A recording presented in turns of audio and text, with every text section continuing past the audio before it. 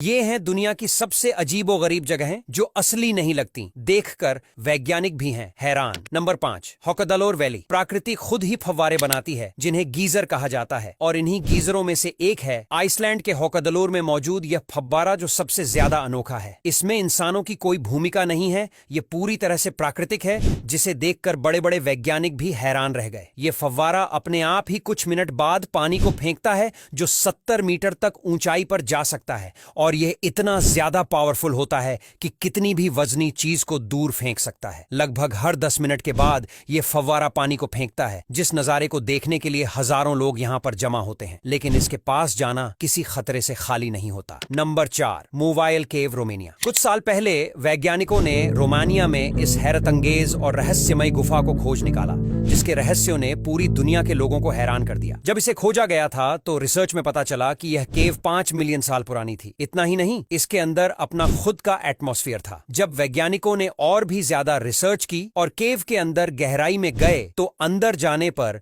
उन्हें एक अलग से चैम्बर दिखा, जिसमें जाने पर वहां उन्हें एक पूरी सल्फ्यूरिक एसिड की झील मिली। साथ ही साथ यहां से बहुत ही ज्यादा गंदी बदबू आ रही थी। यहां पर जो गैसें थीं वो बहुत ही ज्यादा खतरनाक थीं, लेकिन इसके बावजूद भी यहां जीवन पनप रहा था और यहां कई सारे अजीबोगरीब जानवर भी पाए गए। वैज्ञानिकों के लिए यह भी एक बड़ा रहस्य है कि झील का माहौल इतना खतरनाक होने के बावजूद भी यहां जीवन कैसे पनप रहा है, और यही वजह है कि इस रहस्यमयी झील की वजह से दुनिया भर के वैज्ञानिकों की नींद उड़ी रहती है। Number 3, tunnel of love. Ukraine में मौजूद यह गुफा टनल ऑफ लव के नाम से मशहूर है, जो असल में एक पटरी है जिससे ट्रेन वगैरह गुजरती है।